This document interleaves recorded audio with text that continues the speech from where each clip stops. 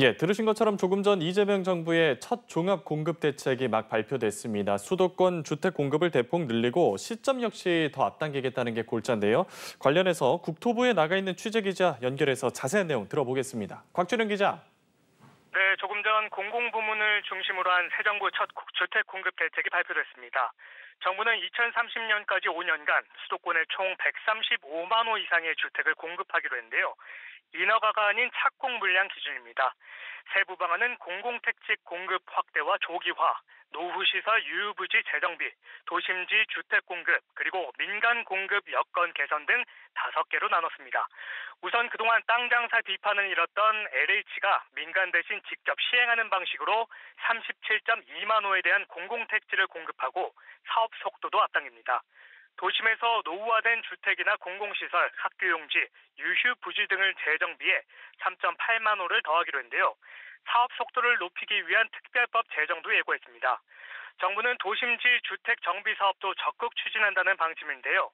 절차 간소화를 통해 재개발, 재건축 사업 속도를 높이고 사업성을 개선해 5년간 수도권에서 23.4만 호가 착공될 수 있도록 한다는 방침입니다. 특히 공공재개발과 공공재건축 사업에 관해서는 용적률 인센티브와 행정적, 재정적 지원도 확대하기로 했는데요. 정부는 민간 부문의 원활한 주택 공급도 유도합니다. 사업 인허가 제도를 개선하고 공적 보증 공급 확대 등의 금융 지원을 통해 민간 차원에서 21.9만 호의 공급이 예상된다고 밝혔습니다. 종합해보면 2030년까지 매년 27만 호씩 총 135만 호, 이번 대책만으로 순수하게 늘어나는 물량은 해마다 11.2만 호씩 모두 56만 호입니다. 예, 대출 규제 등 수요 억제책도 함께 나왔는데 이 부분도 전해주시죠. 네, 정부는 투기 수요 유입이나 과도한 가계대출 증가로 인한 집값 상승 가능성을 차단하기 위해 대출도 더 조이기로 했습니다. 이를 위해 서울 강남 3구와 용산구 등 규제지역 주택담보대출 LTV 비율을 50에서 40%를 강화합니다.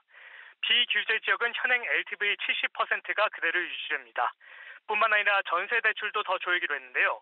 수도권과 규제 지역의 1주택자의 전세대출 한도는 2억 원으로 일원화됩니다.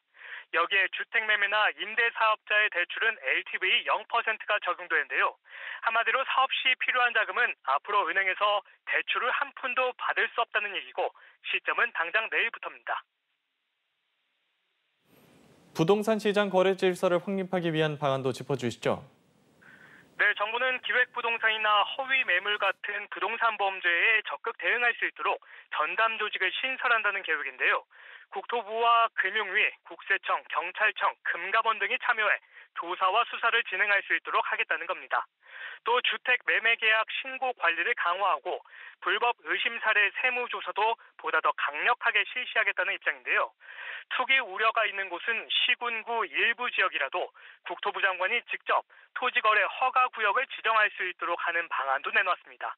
지금까지 정부 세종청사에서 전해드렸습니다.